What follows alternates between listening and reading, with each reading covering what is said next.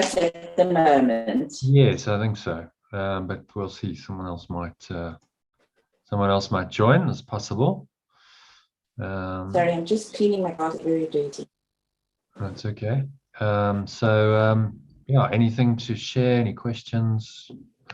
Anything like that to start? Or no, not really. Yeah, you enjoying these really. sessions in the evenings?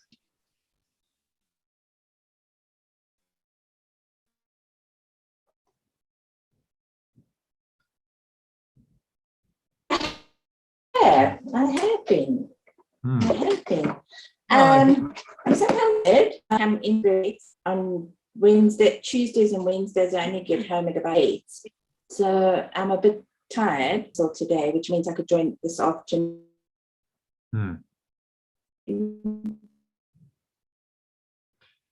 Yeah, it's the idea is that they're happening all the time. Tonight, so because going to bed at midnight every night. Sorry, it's going to be? Yeah. No, it's Cat. He's rubbing everything. Right. Okay. I'm waiting for him to settle down. Okay. So let's just have a. Should we have a little look to start with? Just moved, so he's. Yeah.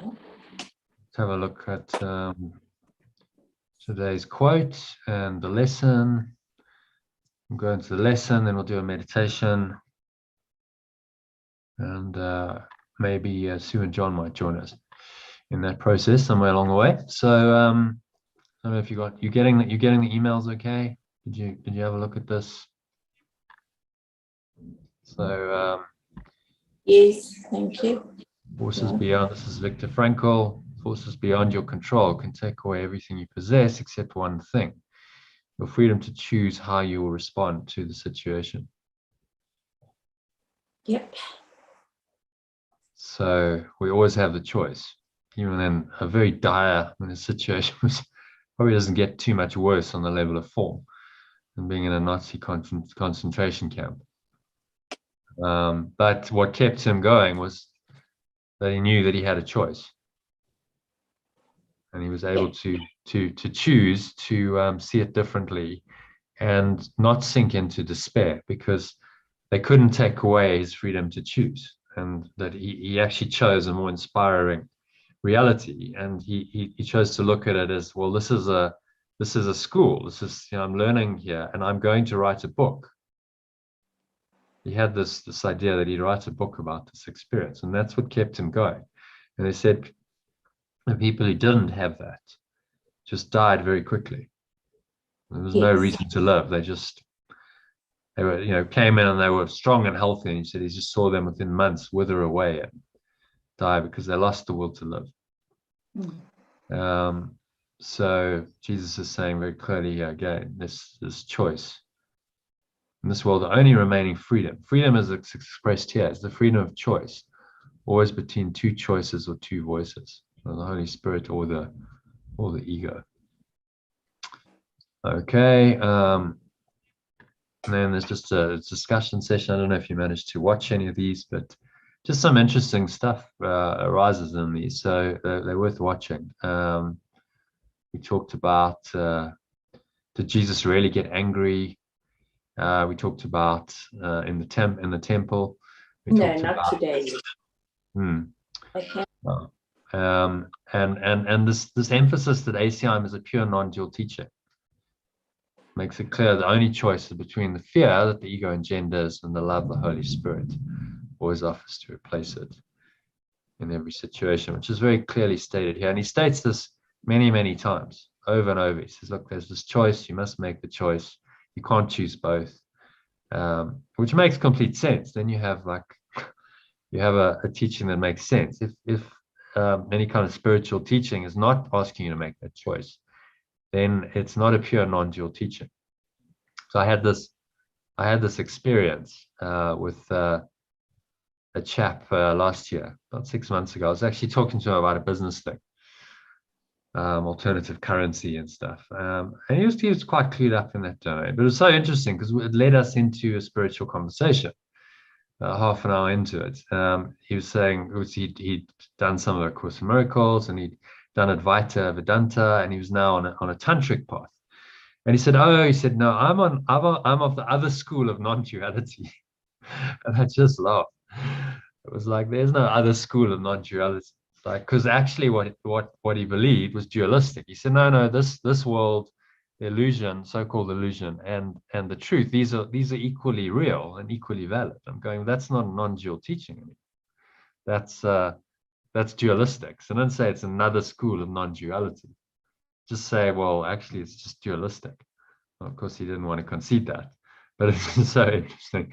The other school of non-duality. There's no other school of non-duality. Whether you believe in non-duality through the path of Advaita or A Course in Miracles or some other path, it's really saying this reality isn't true, and there's another one that is true. That's the simple, very simple teaching. So that's what these teachings are about. I don't know if it's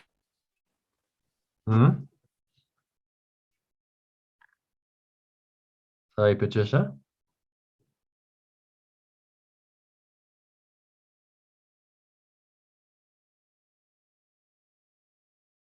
You're just breaking up here. Can't hear you.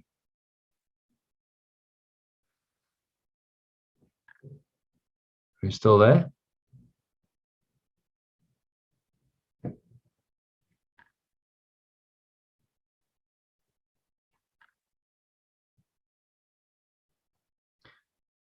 Okay.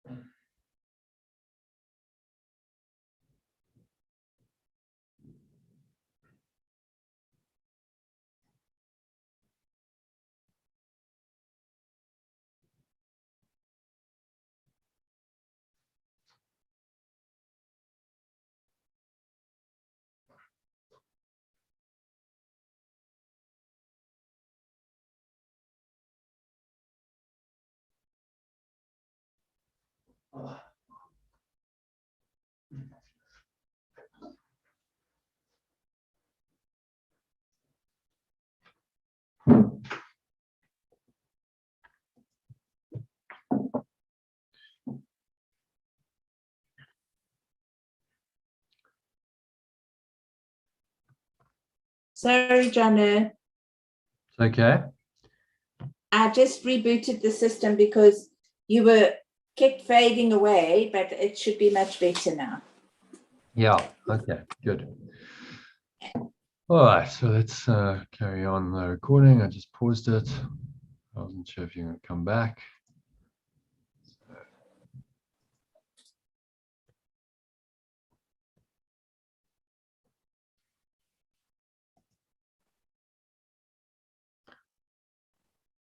Okay, so where were we? Let's have a non-dual teaching. Yes, non-dual teaching. So this quote from Jesus. This is from the clarification of terms. In this world, the only remaining freedom is the freedom of choice, always between two choices or two voices. He's saying that so many times, over and over, that we have to make a choice. You cannot. This other school of non-duality guy was saying, no, we don't have to choose. Why can't we have both? And that of course is the split in the mind. And there's never going to be any real spiritual progress or healing then, because you're not really going anywhere. You're just vacillating between these two thought systems and these two wills. Your mind will be continually split. So do you want to read, why not read paragraph 7? This is from the clarification of terms, section 1, part 1 on mind and spirit, just so you know. Okay, let me just go there. It's much easier for me for my book, John. It's so small on my iPad. Oh.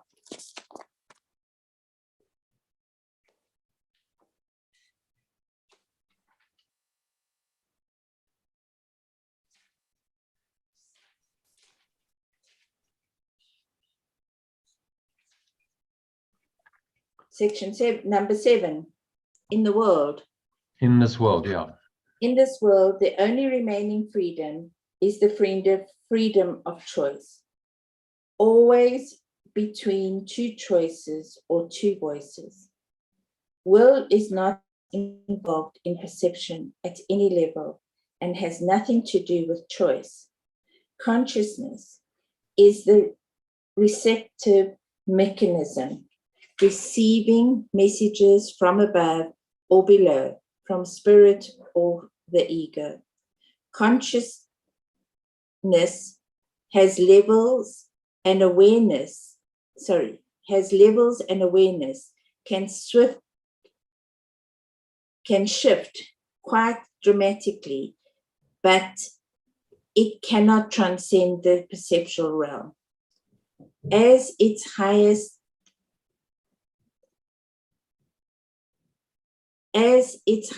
it becomes aware of the real world and can be trained to do so increasingly. Yet the very fact that it has levels and can be trained demonstrates that it cannot reach knowledge. Yeah, there's a couple of interesting points there. The choice idea, and the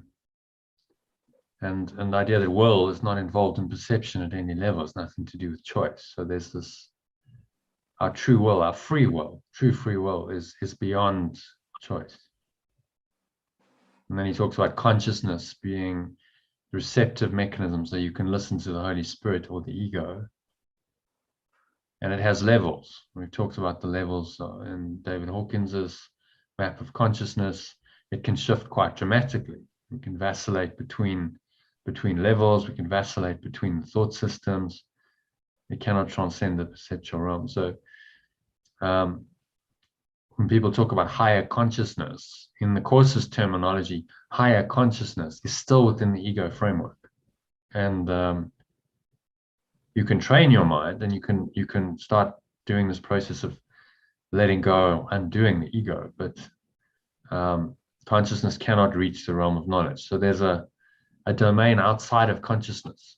What most people call consciousness, they say that, that's the whole mind. Jesus is saying, no, that's not the whole mind. There's an aspect of your mind, the spirit, that is beyond all consciousness, beyond any idea of separation, beyond the world entirely lies the truth, your pure formless awareness. God lies beyond consciousness, but consciousness can lead you to God.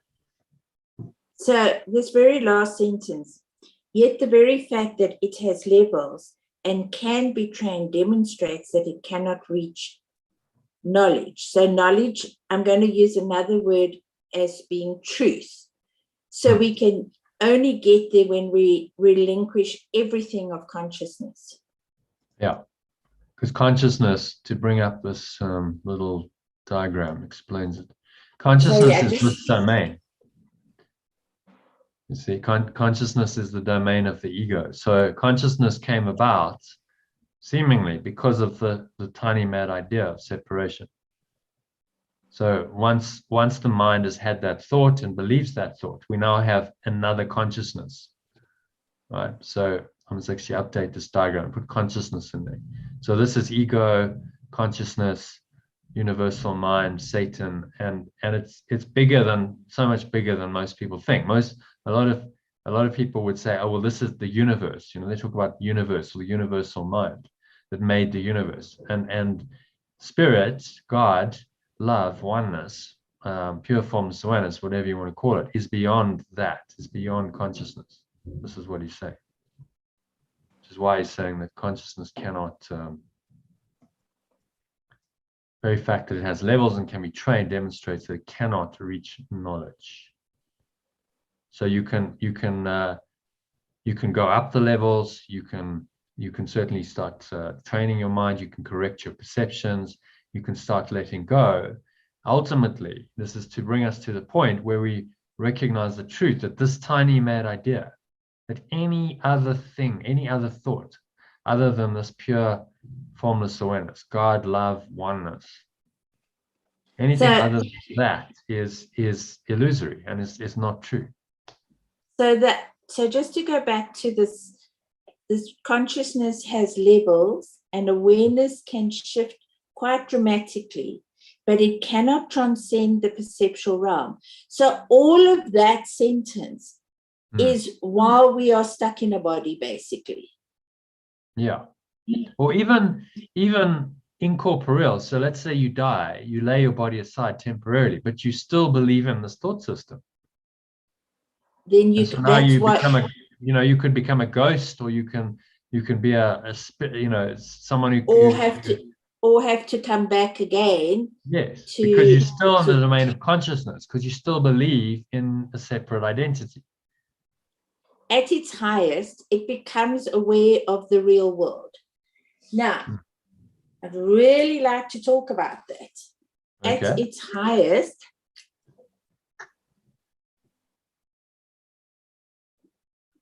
but the real world is still not knowledge.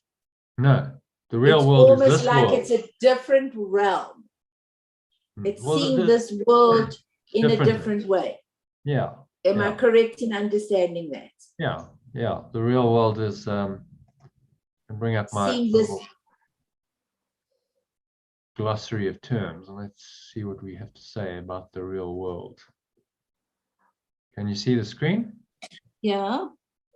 The glossary. Okay, so let's have a look. I think we got real world in here somewhere. If we don't, then we'll add it. The real world. There we go. There. Perception. Do you want to read that? Perception of the physical world with the Holy Spirit as interpreter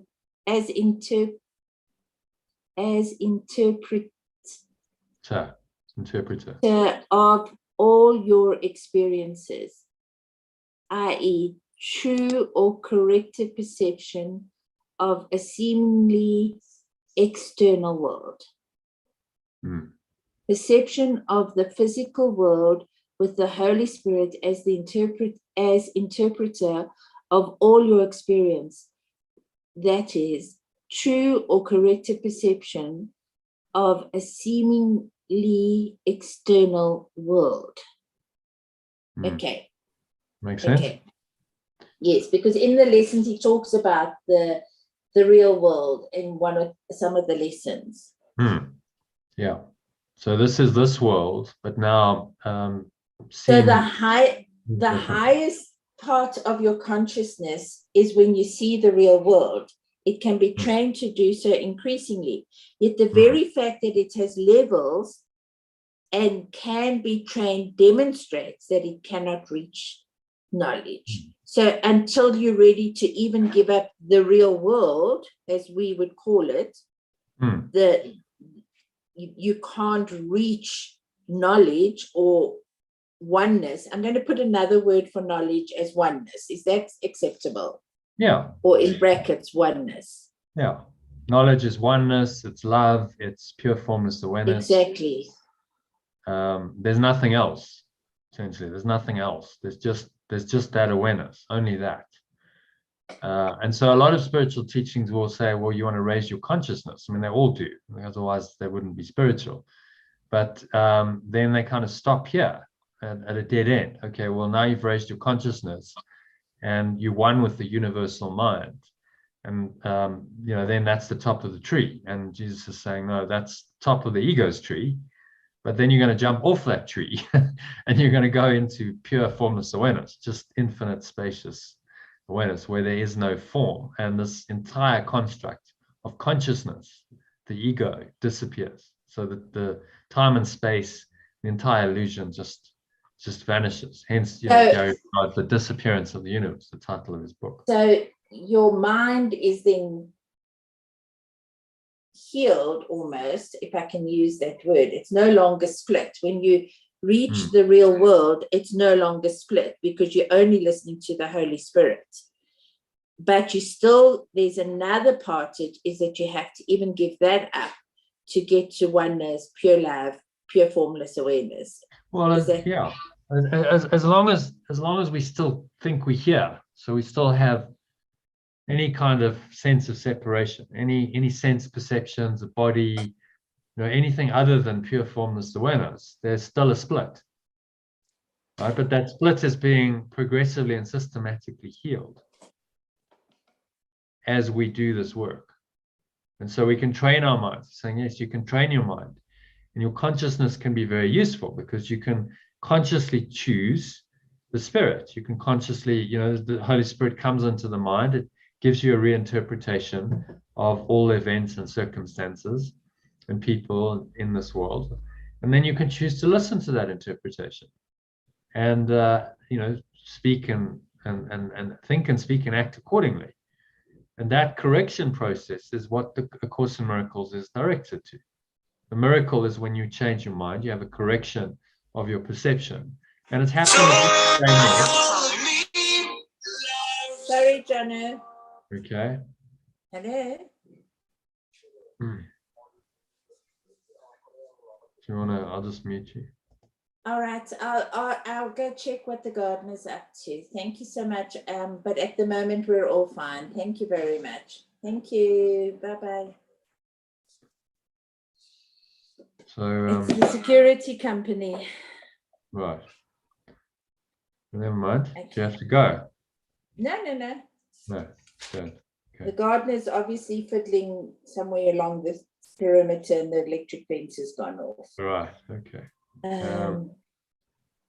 So sorry, can we go back to the beginning of that paragraph? In this world, the only remaining freedom is the freedom of choice, always between two choices or two voices. Will is not involved in perception at any level and has nothing to do with choice. Can we discuss that? Will is not involved in perception at any level and has nothing to do with choice. Do you understand yet he says you only need a little willingness. So can we discuss that? Yeah, we can, sure. Might want to add this to our terms, will. So when he uses will in this sense, capital W, he's talking about the will of God. Or the will of love, okay? So it's the will of pure formless awareness.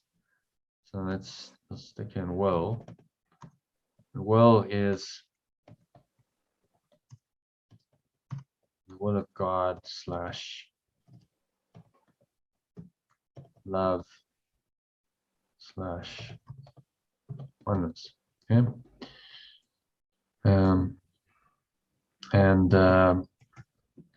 That is, and then we can just kind of quote here, not involved in perception at any level and has nothing to do with choice. Now I understand it completely. It's just understanding that is the will of God. Yeah, which is then, because it's perfect oneness, is beyond perception of it at any level, because in perfect oneness, separation doesn't exist. So none of this exists in perfect oneness. Nothing to do with choice. Okay, and that's we'll call that C. He doesn't. I think this is where only place he really defines will. So he's always referring to this transcendent, like the God or love or oneness is completely transcendent of the dream. And so our job is to... Well, it would have to be, Jono, because there couldn't be any aspect of illusion in it at all. Because then none of this would be real. I mean, none of what this teaching is about would be real. It would just be pure formless awareness and reaching that level and basically letting go of your body, of your consciousness, of everything, and just being in the light is basically, that's what you're heading for. But now this, I know it's only a one paragraph, but it's actually amazing what one paragraph can mean. Yeah, these words, you know, they point you from this one paragraph. You can go into the whole this whole understanding of you know, well, how does this all work? How does the illusion work? You've got this descent into hell. Fortunately, you know, with other parts of the course, you have a bigger picture understanding. And you're like, okay, so this is the domain of consciousness. This is what he's talking about. Once the first split has been made, once that thought of separation has seemingly occurred, then you go into consciousness. And now you have all of this stuff going on, separation levels, the world that's been projected outwards, so on and so on. And now our job is to perceive all of this differently, correct our perceptions, take our mind back to the point where we separated. So it's kind of reversing the whole process and going, okay, well, I see that tiny mad idea was really a very stupid idea. This is not something I want to hold on to. Yeah. Because it kicked off this whole process. And then, you know, he says, God takes the final step. So our job is to correct our perceptions to the point where there's almost no, the belief in separation has really been healed. And God takes the final step would be, well, pure formless awareness just comes into your mind, arises completely, and that would be called a revelation. You may still continue in the body for some time, or you lay your body aside, who knows, or you resurrect. One doesn't know, you know, if you're at that level. But there is this idea that pure formless awareness, God or love or oneness, whatever you want to call it, just arises and does the last bit.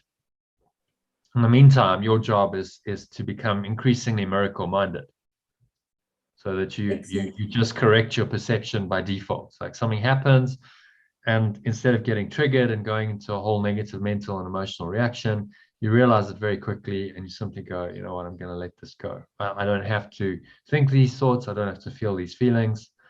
I can remain in this clear space, which is coming from source, coming from oneness. But I don't judge. I don't get upset. And then that's what I'm doing. I'm just referencing always to here. So whatever's happening here, whatever fear, guilt, sin, attack thoughts, accusation, blame, complaint, you know, the whole ego is smorgasbord of illusions. Whatever's happening, I simply reference them to oneness. And I say, none of this is not true. So therefore, I'm not going to honor it. I'm not going to think these thoughts. I'm not going to feel these emotions. And so you're correct. And that one-ment is simply the bringing of all these illusions to the truth, and then the undoing of them. So, well, that's not true. And that's all not true. And this is a teaching that's trying to get us to see that the whole thing is not true. Every part of this pretty complex thought system that the ego has invented is not true. Yeah.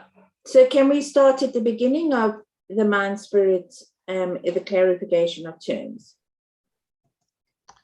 Yeah, okay. We can. I've got to go in an hour, so just to let you know, but we've got... Okay, no, that's fine. We've still got 55 minutes, so... so I'll read the first one, because we need to do... The term mind is used to... Sorry, if I put a line there, I can read much easier.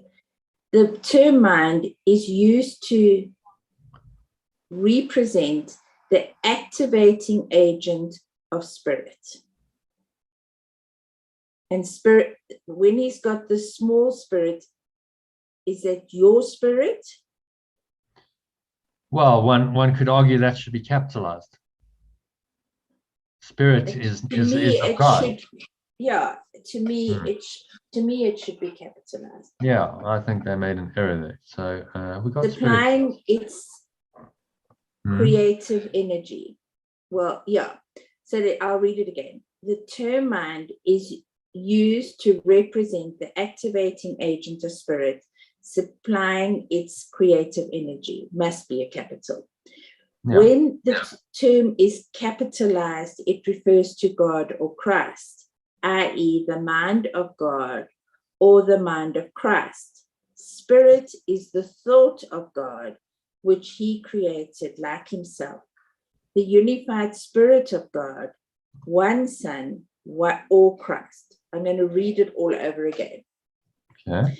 The term mind is used to represent the activating agent of spirit, supplying its creative energy.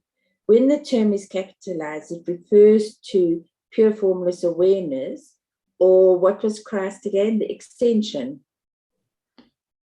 Christ is the one self. It's the one. Yeah. The one. So let me do it. When the term is capitalized, it refers to pure formless awareness or the one self, i.e., the mind of pure formless awareness or the mind of oneself. Spirit is the thought of pure formless awareness. Spirit is the thought of pure form. Sorry, I just have to read it a few times in my mind. Yeah. Spirit is the thought of pure formless awareness, which it created like itself. The unified spirit of pure formless awareness, one extension, or what did you say Christ was again? The one self. It's just one self. It's a self that has no opposite. There's only one self. So that the thought of the spirit is the thought of pure formless awareness, which he created like itself. This unified spirit of pure formless awareness, the extension or oneself.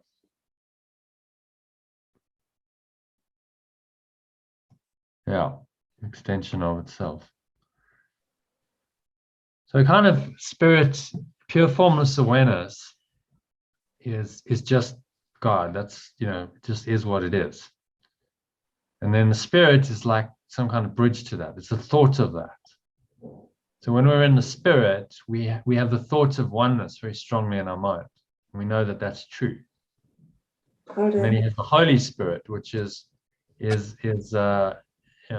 just puts the term holy, but it's really the same thing.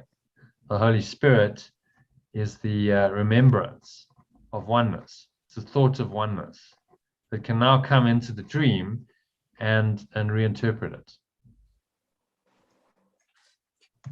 Yeah. Okay, let's go back to the first line. The term mind is used to represent the activating agent of spirit, supplying its creative energy.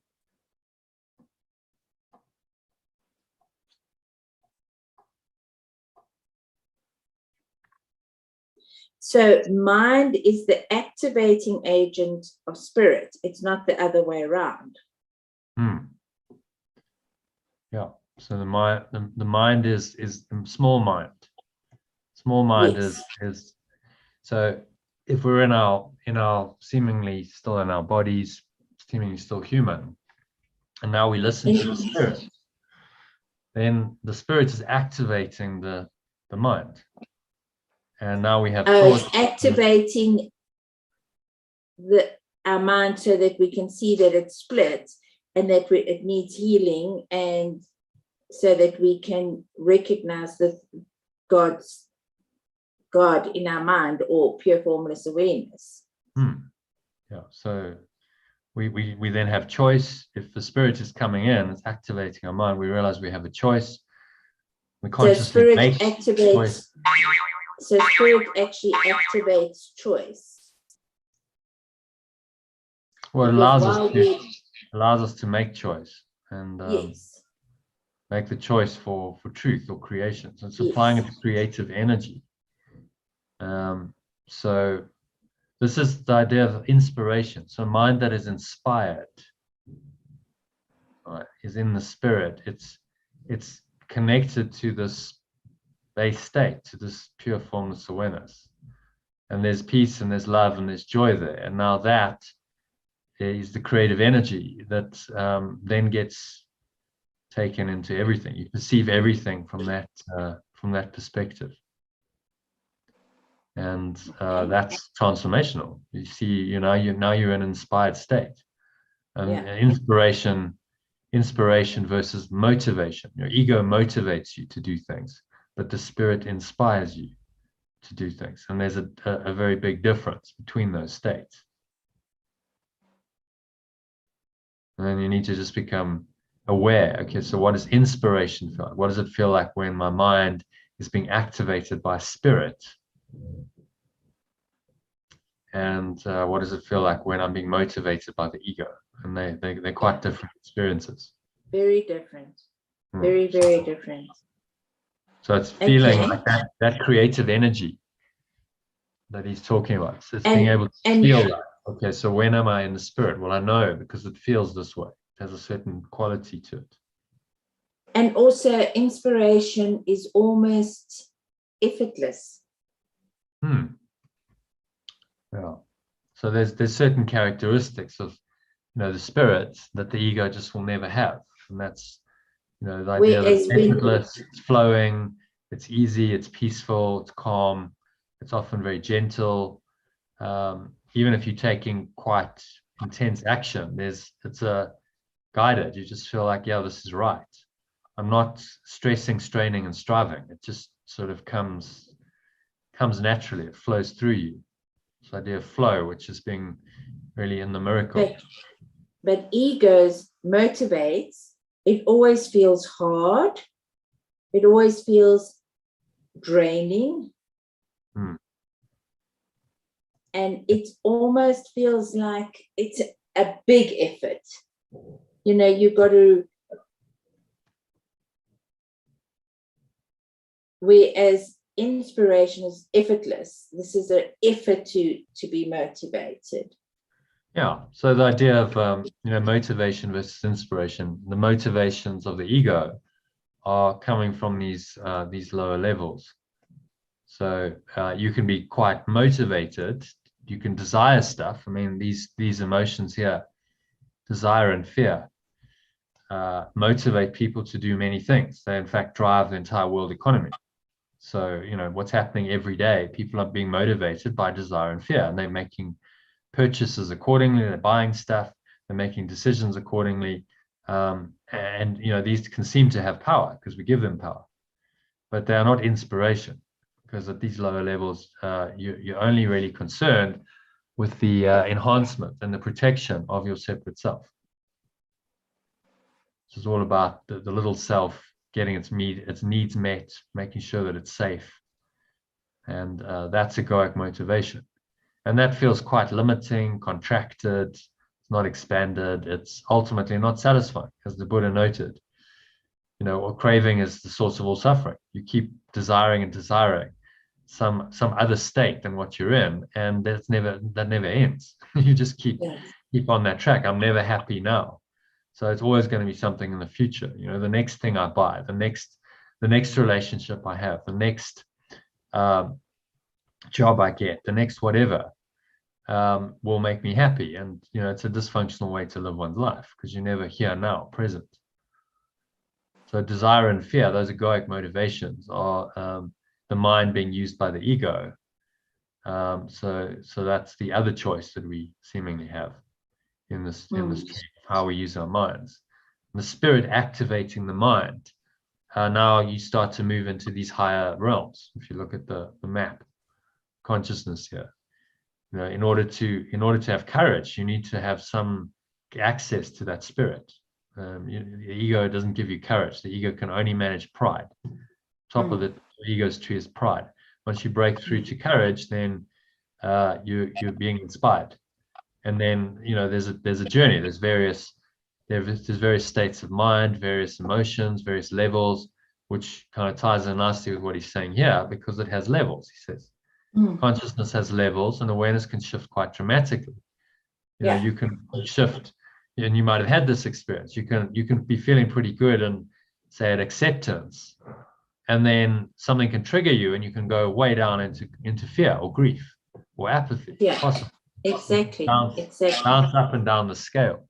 And so he's saying, well, none of this is ultimately true, because these awareness can shift quite dramatically. So it cannot be true. Anything that changes isn't true. So you're still dealing within the domain of consciousness, but it's helpful to understand this, because this then becomes a map of the territory of the illusion, which helps you to escape the illusion. If you're going to be an escape artist, you need to kind of know the way out. How am I going to find my way out of this maze? So this can give you a map and to see where you're at, and then, okay, well, where am I at? Where's the next level? It's a tool for self-awareness, so you can start to observe. Well, my state is, I'm frustrated. Okay, well, where does that put me? That puts me at anger. Okay, I'm at 150. Okay, now you have a trigger of awareness to say, okay, this isn't, I'm in negative consciousness here. I need to shift. So let me let this anger go and raise myself up again, back into a level of acceptance, for instance. So you can use the scale for awareness, and also to know where your next step is. So if you generally, let's say, a default state of neutrality, fairly neutral, then your next step would be willingness. Your next step would be, okay, well, let me take the next step and actually start being willing to listen to the spirit, this activating agent of mind, and let it guide me in some kind of worthy purpose in this world. That's the willingness. So, and then you start, that's the next step. Then you start learning more and more that the spirit is always there, and it really can help you, and it really can guide you in all situations. And that's to reference back to this. I talked about the entrepreneurship in today's. It's actually very worth watching this video. I'll go when we finished. I've been busy all morning, but when I'm finished, I will definitely stop. 36 minutes. His story. He's talking about that his view of entrepreneurship is that it's a calling from God. This is really a spiritual part. This is part of your journey here and your awakening. And it can be used to do great good in the world. So, someone like Russell Brunson would be at the level of willingness, very willing. He's done a whole lot of stuff, and willing to help. So he gets this call, and this organization saying, "Well, can you help us?" They help to free sex slaves, which is an absolutely dreadful industry. It's basically slavery, but with a very twisted, because these kids are just being used and abused all the time. And so he gets this call, and he's going, well, how can I help? And he's literally driving to meet this guy, the founder of the charity, and then he because he does online marketing, he says, okay, well, I'm going to do a sales funnel and etc. And then suddenly he gets this inspiration in the middle of the traffic to make a documentary for this company, for this charity. And he goes, this is a rational man, says, but I don't know how to make a documentary. I'm an online marketer. I don't do documentaries. And but the spirit says to him, no, but you know someone who can make a documentary. You met this guy 5 years ago for like a minute. It was such a brief introduction, but he remembered it. Yeah, I remember. I met the guy. He makes documentaries. So he pulls over to the side of the highway, and he looks him up on Facebook, and he friend requests him. The guy comes straight back, and he then messages him, says, hey, Russell here. I only met 5 years ago, so I hope you don't think this wrong, but actually I'm on the way to a meeting, and I just kind of got this crazy idea that I want to do a documentary for this charity, and you popped into my mind, and so I'm contacting you. Can you help me? And the guy comes back and says, yes, I'd love to do that. In fact, I'll do it at cost. It sounds like a great idea. I'll do it at cost. If you just cover the cost, I don't want to make any profit. I'll do it as a kind of gift. And that all happens in the space of like 15 minutes on the side of the highway. So there's inspiration, isn't it? That's like another level of. Correct. That's not motivation. That's purely inspired. He didn't like what gave him the idea that he should do a documentary. That's not motivation. That's not ego. And his ego said, "Oh, but you can't do that. You don't know how to do that." But then, he was at a high enough level to kind of let that go, almost go beyond willingness to acceptance. Okay, I'm just going to accept, that this is the way things are going, and really be guided and be in the flow. And then, a miracle happens. So he organizes it all. He's got a team. This guy's got a team. They make the documentary, and that's the most successful fundraiser for this organization ever, because people watch it, and then they end up donating. So that's just inspiration. He had a rational plan, but it just came into his mind to, like, random idea, seemingly random, but it wasn't really random. It was inspired to contact this guy he's only met for like a few minutes 5 years ago. And the name just pops into his head, and then he messages the guy, and it's like, oh, and then he just changes his pitch. He goes to the guy, okay, well, I was going to do this, but actually we're going to make a documentary. This is going to be the deal. And and he's just really willing to show up and be used in that situation. And then miracle results, and it's really helped that charity. It saved over 400 kids from sex slavery. So that's 400 lives who've been profoundly influenced by that inspiration. Probably more, because those kids have families, and they might have been adopted, and so so there's many people who've then benefited from the inspiration. Yeah. And now we're telling the story, and so the inspiration continues, because that inspired moment now continues, because other people can learn from it. So exactly. Yeah. Okay. So inspiration trumps motivation all the time, and that's what Jesus is trying to train us to do, is to tap into this inspiration. Hi, Elaine. Hello. Hi, Elaine. Welcome. Hi. Okay, so shall we? Where are we? Shall we? Before you do that, Jono, yeah. Would you mind if I share with Elaine a miracle that happened in my life with forgiveness? Yes. No, I don't mind. So before I even started any of the spiritual work, one day my mother-in-law phones me, and she's in hospital. She's about to have a mastectomy because they've discovered she has cancer in her breasts. And she phones me and she says, I've been awake all night and I absolutely cannot go under the knife until I tell you that I've forgiven you. Because my husband and I had a very rocky relationship, and at some point I didn't live with him for 10 years.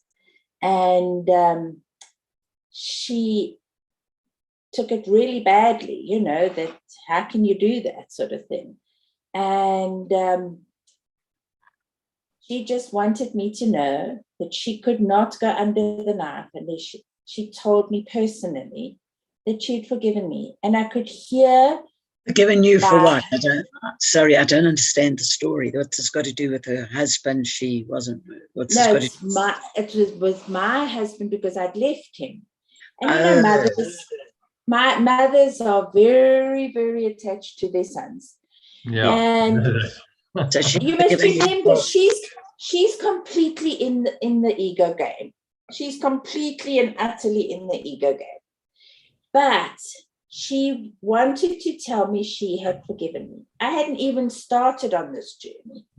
Yeah. She phoned me at about 10 o'clock that morning. She was due to go for her mastectomy at 2, but with other complications with other patients, she only landed up going at 6.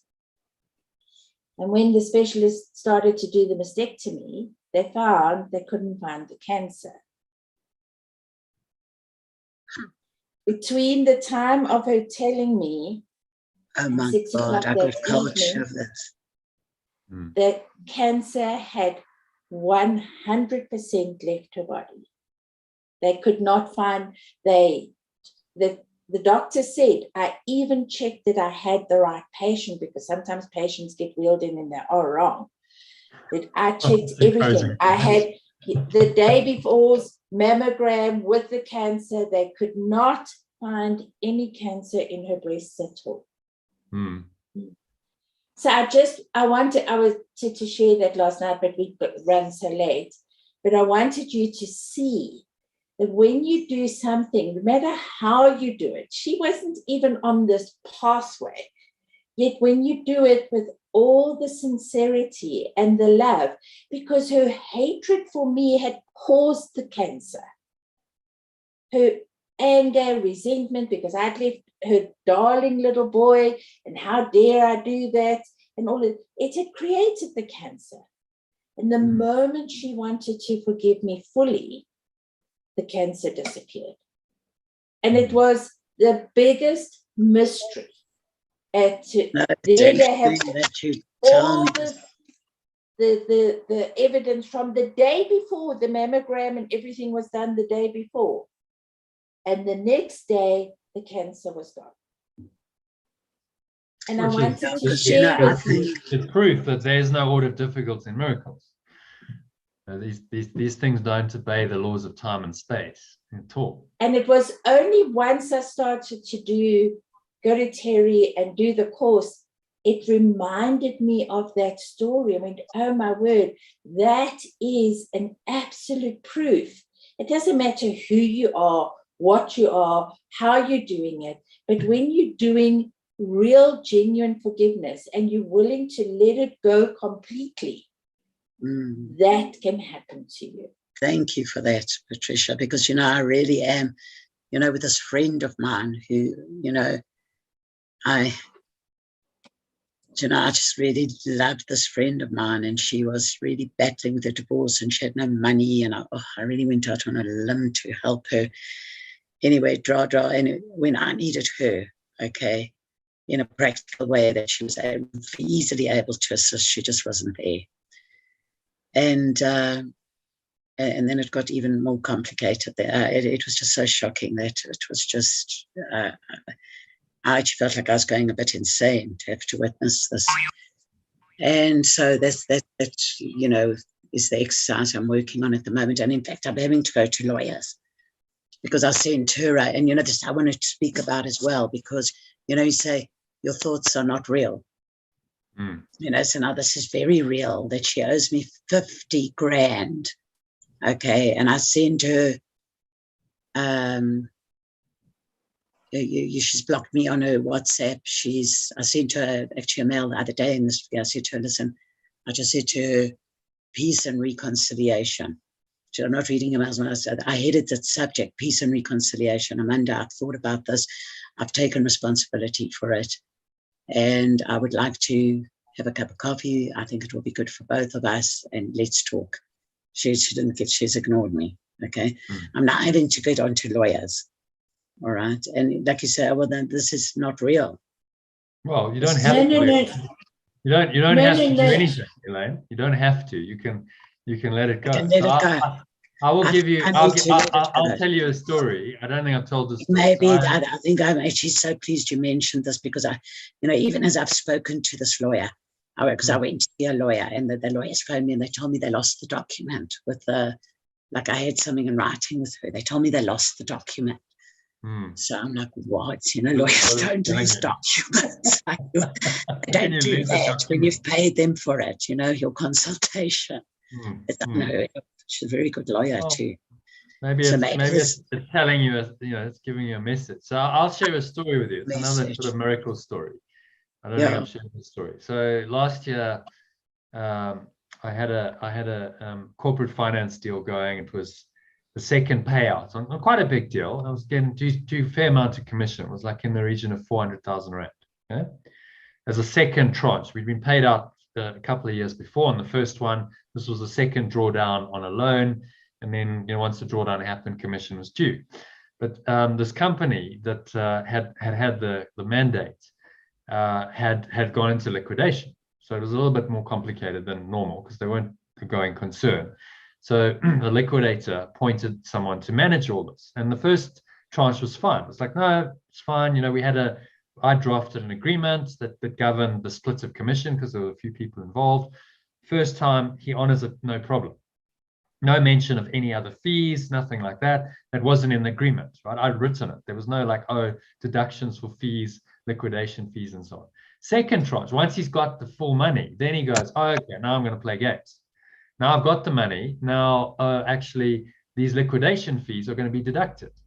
I'm going, no, those are the liquidation fees for the account of the company. They're not for our account. We have a clear agreement that the company gets a share. It's liquidated entity. So those should be paid from the liquidated, from the company's account. They're not for our account. We have nothing to do with the liquidation status, which is logical. And that was according to our agreement. But he didn't agree. And of course, he had control of the money.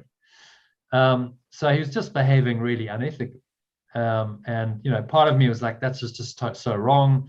We should fight this, get lawyers involved, etc., etc. And I kind of wrestled with it a little bit, but I needed the money at the time. I really did. And I wanted to go to a Vipassana retreat.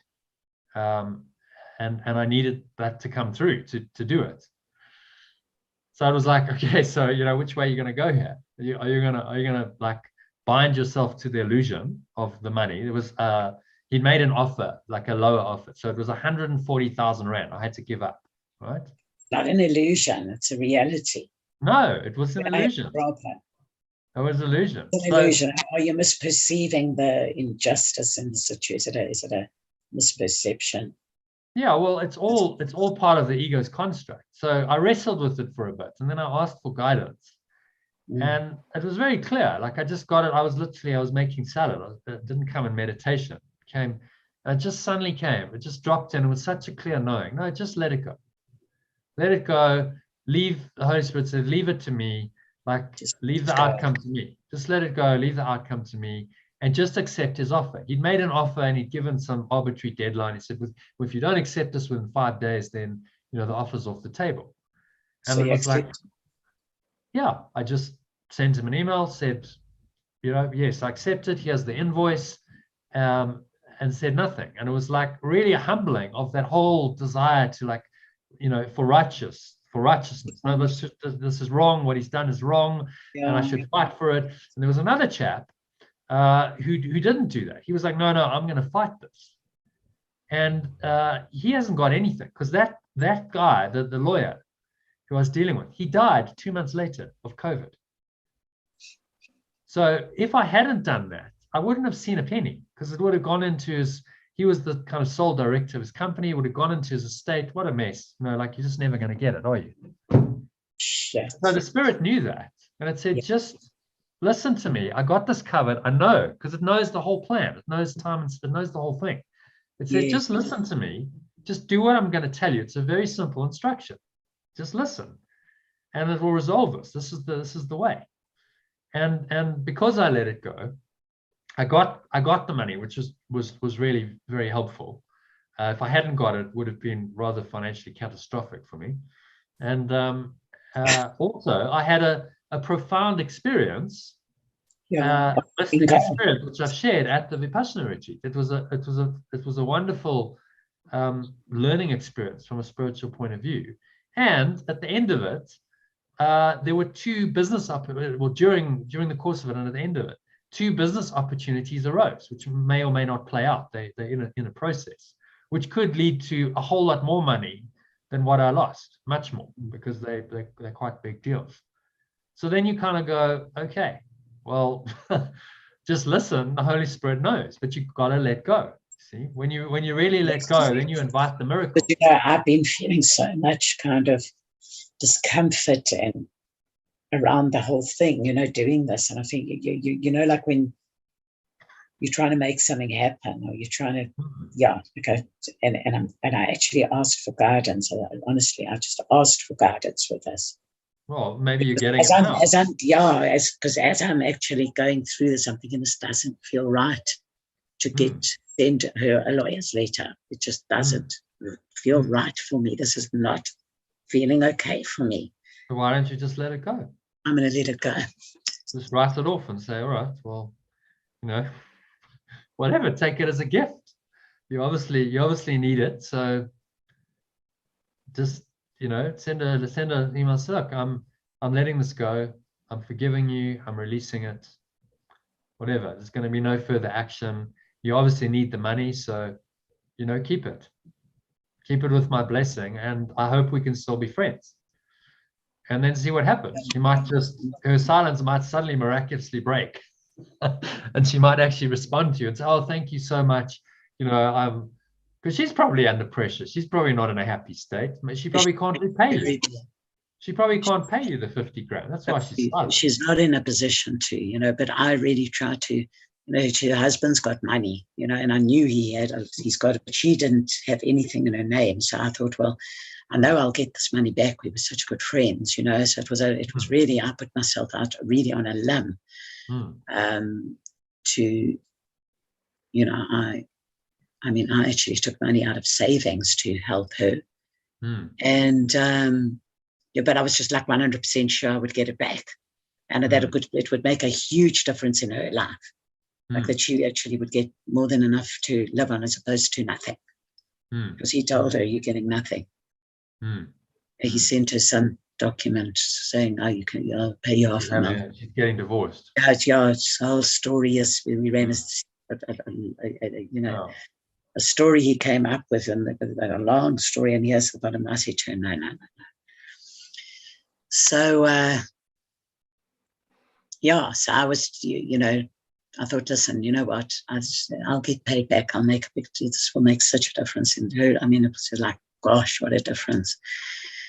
And, but I need to let it go. Even as we're talking about this, it's like I'm saying, if I've told myself already, I'm letting it go and I feel okay about it.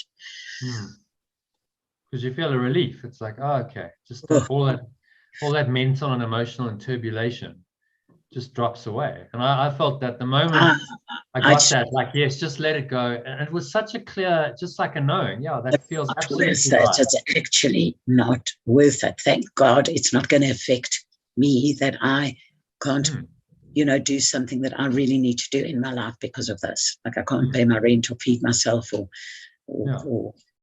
you know, do something that in my normal course of the way I live my life. So I need to really be very grateful for that in contrast to the position she's in. And, but, you know, I really want to try and understand, John, I want to put this into context of our course. When we say this stuff is not real, do we mean it's not relevant rather than not real? No, we mean it's not real. It's not real. It's not relevant either because it's not real. It's not relevant because I understand it's not relevant, but how can we say it's not real? Because all the ego is doing. Yeah. Elaine, when you first hear these concepts, they are, when I first heard them, he's talking Greek. I didn't even understand some of the words. I don't understand the language. You know, I really battle, honestly, like when we read this, and it's like John goes like this, you know. But I am going to recommend a book which truly helped me begin to understand the course. It's called Disappearance of the Universe. And it is definitely worth getting because in that book, he just simplifies the course, not to a point that you don't need to read it anymore, but he just helps you to understand the concepts. This book didn't happen overnight for me. Ask Jono how many times I told him I threw the book in the dustbin. Have you read it? I'm not reading this book anymore. I'm done. It's too complicated. I don't understand it. And worst of all, it's affecting my daily life. But in the evening, something just made me pick it up again and start again.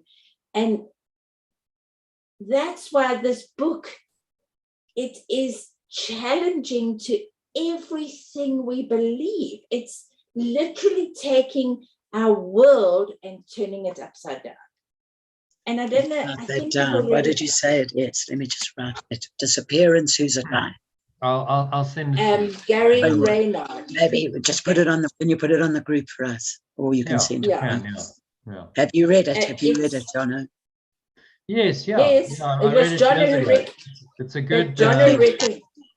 it's a good introduction to I'd like to, because you know I am really, you know, there's a lot of stuff that resonates with me just on a kind of intuitive level. Yeah. Like this, what we're talking about, the letting go. You know, like I know that this is so. Like it's not like, oh no, what bullshit! If you let go, nothing's going to happen. No, everything's going to happen. It releases Like I you, do, and you don't, it's you don't released. know what. I You mean, don't I know what am can happen. released. I am already released from letting this go. I decided there in that moment that Patricia said that, and you said to me your story. Just hold on, I just want to get some water. Yeah, yeah. I decided Oh, I'm that's letting this go, and I suddenly feel this flipping bag of potatoes on my back. You know, I went to yoga this morning. I've got all this shit on my mind, and I'm thinking this is disturbing my peace.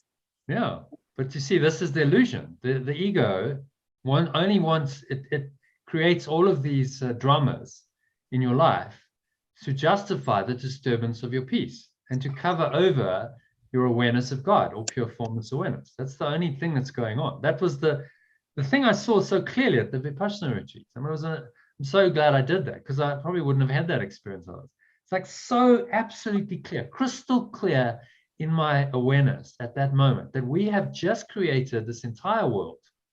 It's a miscreation of our ego mind, and the only purpose of it is to justify these negative thoughts and emotions that cover over this pure formless awareness, which for a moment there, just like there was a clearing, it's like the clouds all parted and I was just in it. I was in that innocence or that grace we talked about last night. Just pure, just so beautiful. And then what we've done is we don't want that. We want another self, which is going to think all kinds of crazy thoughts and feel all kinds of emotions. And that's going to be our replacement for pure formless awareness. And that's what we've done. And that's the veil of illusion. And that is why we've invented this entire external world with all of these dramas, separate people and divorces, and some, now she's in financial need. All of this stuff is invented by the ego to justify its thought system. That's all that's going on. And none of those thoughts are real. Let's say, for example, that I really needed that money.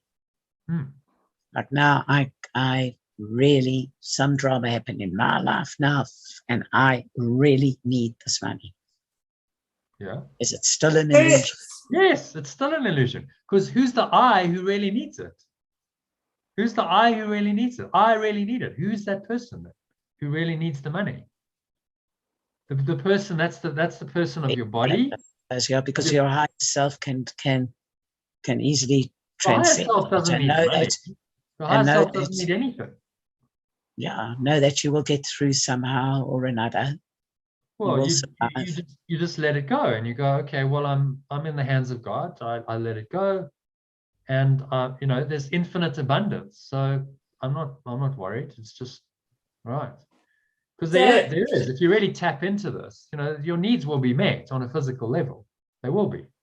If you're really in the spirit, you will be guided and you will be looked after to whatever degree is necessary. Doesn't mean you're necessarily going to be wealthy, but it means that your needs in order to continue on this path will be met, because that's helpful for your journey. But I once, a friend said to me once, Elaine, quite recently, said to me, just talk to your higher self. Just ask your higher self. When you need guidance, ask your higher self for guidance. Just say, please guide me with this. Please do it. When you just don't know what to do. And then be willing to listen, because it will tell you. If you ask for the guidance, it will tell you. And that's what I've been doing. And I must tell you, I've had a lot of guidance, and I really think I've been guided with this. But I actually gave this attorney an instruction to proceed, even though I'm not 100% sure where she's staying. Like I'm not 100% sure, and I can't confirm where she's staying. And then I thought, and So I'd actually issued the instruction. But before I did it, I did ask for guidance. Well, and now you've got some. So that's how it works. So then your choice is, do you listen or not? As we were discussing here. No, I definitely listen, because I've learned also to tap into my body. So I know how my body is feeling now. It feels fine. Yeah. I have not got this worry and this disturbance. I was walking around with this disturbance because I had kind of, I must carry on doing my 35. Yes. So you're doing 70 a day or just 35? No, I haven't done it yet for today. Okay. You have to think I need to do less. It's not the worst disturbance I've had in my life by a long shot, eh? I can tell you.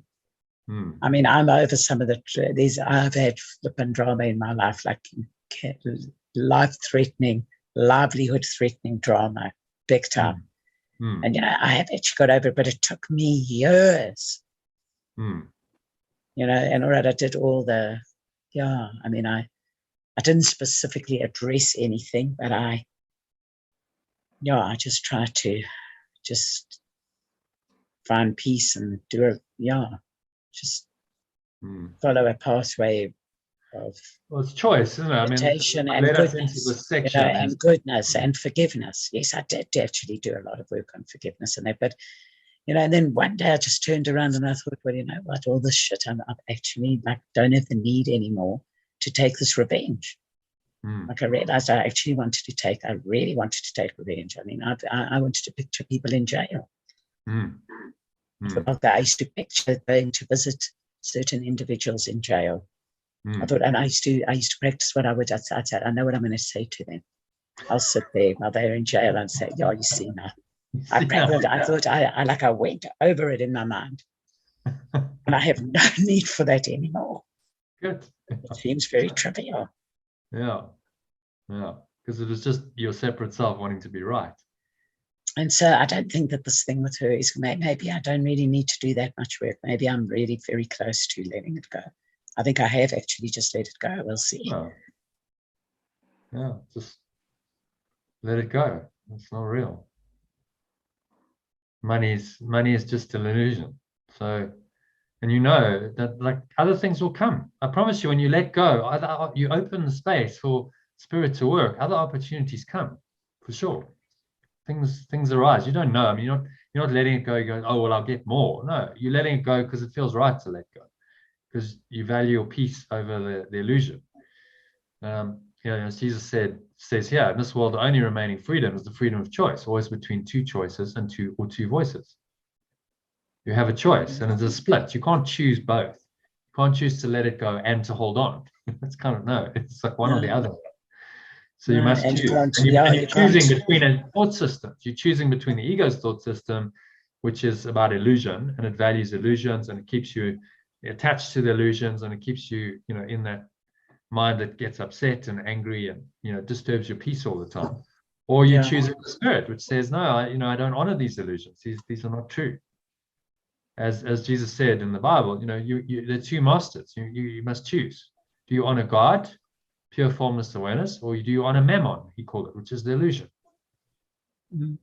Money is a symbol of mammon. If you're valuing money over your peace of mind, that's absolutely an egoic choice.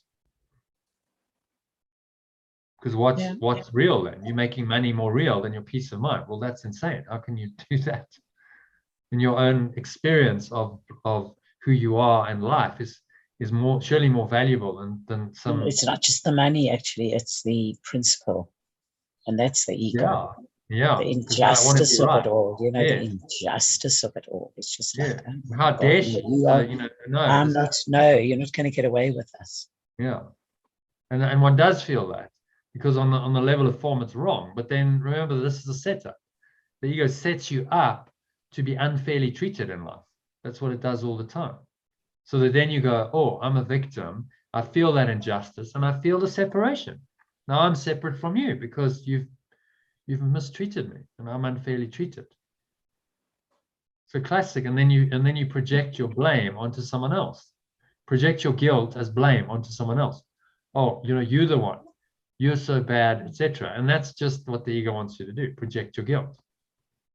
So it's a setup. It's Either so for the ego or either for a miracle, right? Remember, the setup is either you're going to listen to the ego and you set up for a lot of pain and suffering, or it's a setup for a miracle, depending on which choice you make.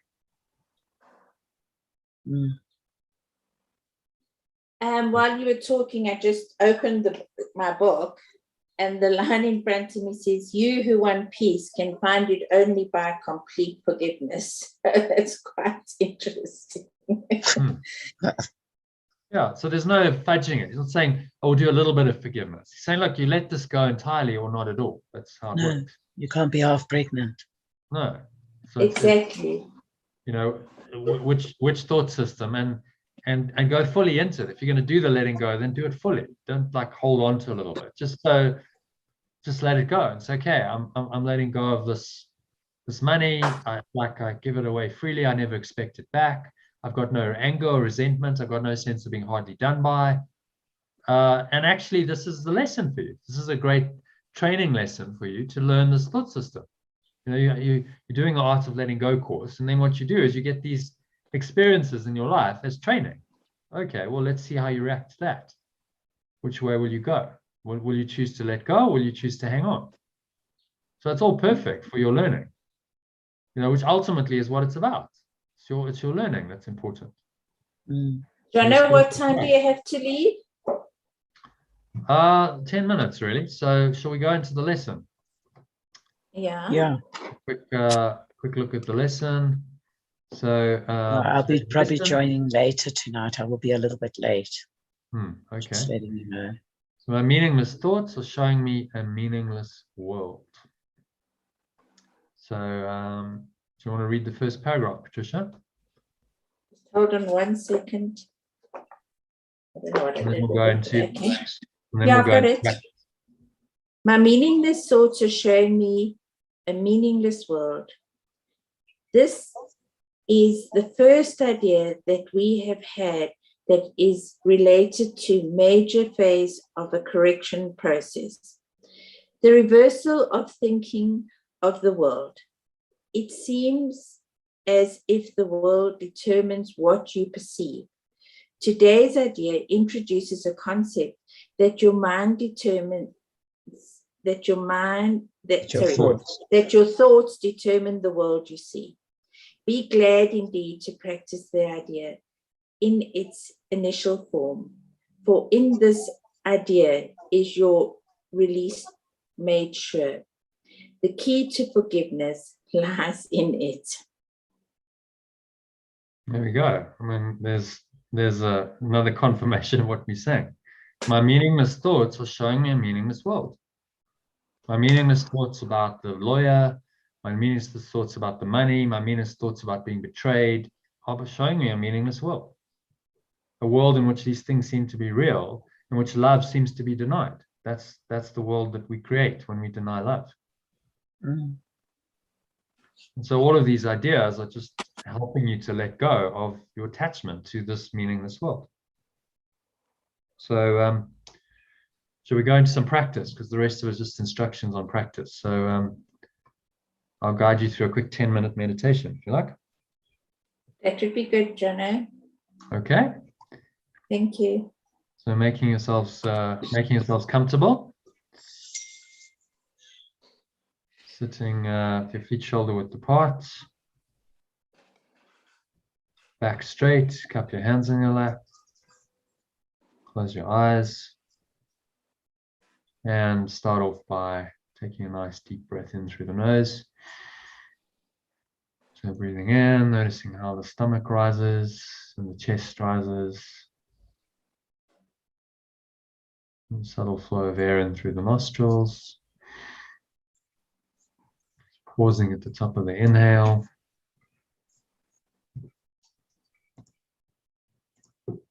Smile. You're just going to repeat today's idea slowly to yourself.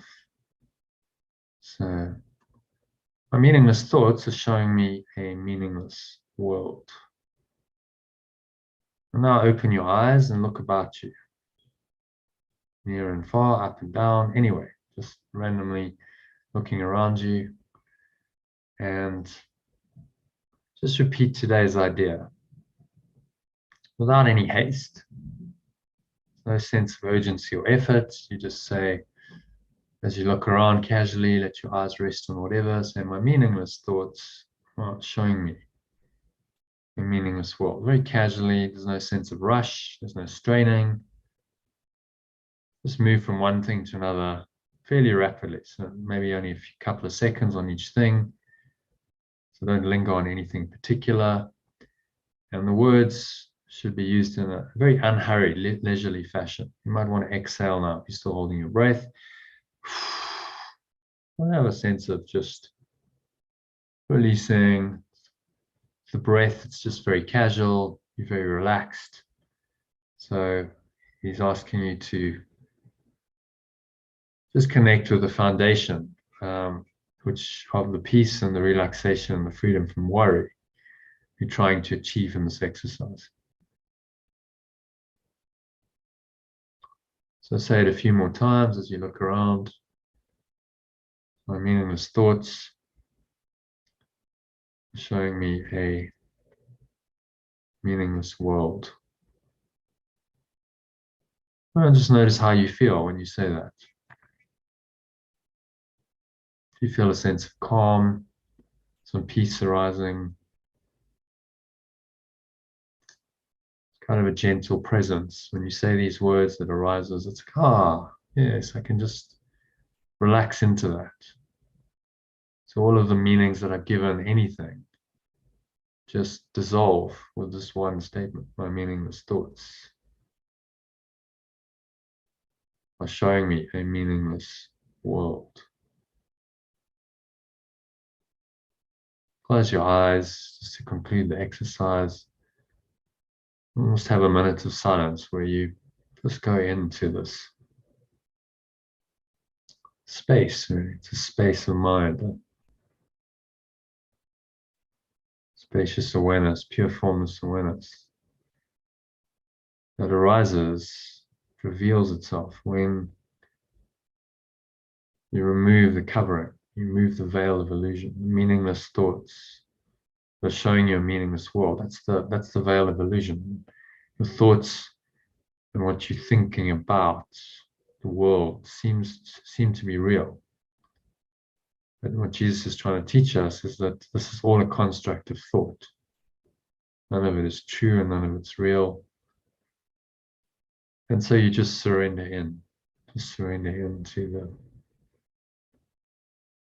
that awareness, just pure formless awareness arising in your mind. Just allow it to happen for a minute or so of deep silence.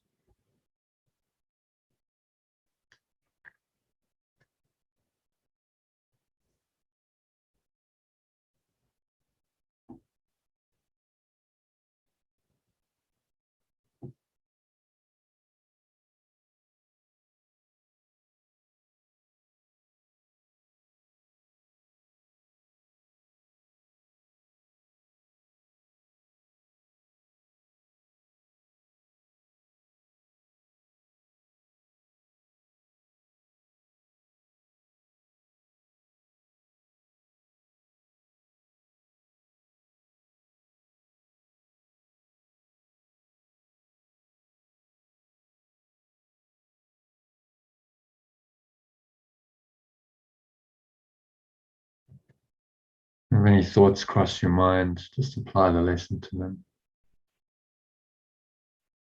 And say, my meaningless thoughts, as you observe whatever the thought is. My meaningless thoughts are showing me a meaningless world. If it helps you, just blow those thoughts away like clouds. Just drifting by. Releasing them to the nothingness they already are.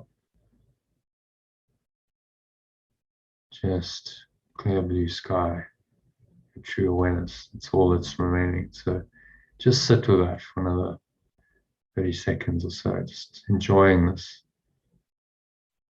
pure formless awareness, love that is your true nature arising, and you're experiencing it fully for the next 30 seconds or so of deep silence.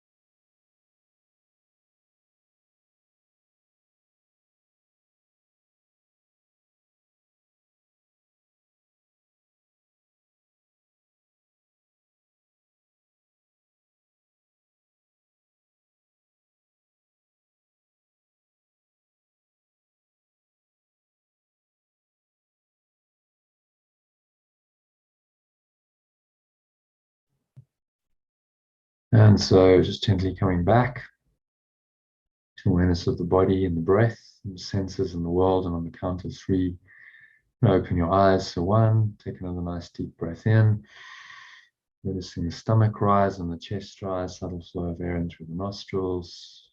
Scan your mind again. Maybe there's just spacious awareness, but if there's thoughts going on, remind yourself, today's lesson, that my meaningless thoughts are showing me a meaningless world. Exhale, let them go. Notice the air flowing out, chest and stomach suck back in. Energy subsides back down the front channel of your body, coming to rest in your lower stomach and your groin. Feel the weight of your body pressing down into the chair on the count of 2. Breathing in, noticing the air flowing in, any smell in your nose, any taste in your mouth.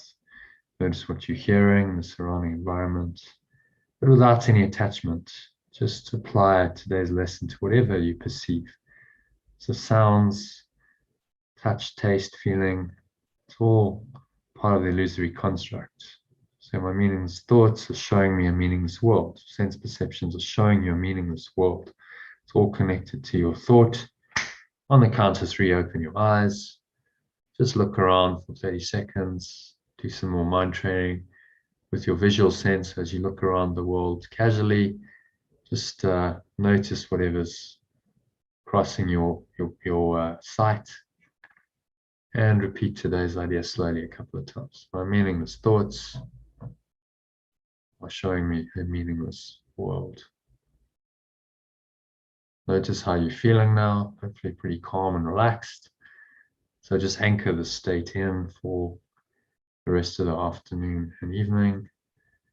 And if you need to just top yourself up, you can use the breath break I sent this morning. It's 9 minutes. There's this one, which I sent as a separate recording. It's also going to be about 10 minutes. And I'll send you a shorter one quite shortly. So you can use that to top you up, just keep you in this nice presence. And I will hopefully see you a little bit later. See you tonight at 8:30. So thank you for joining, Patricia and Elaine, and namaste.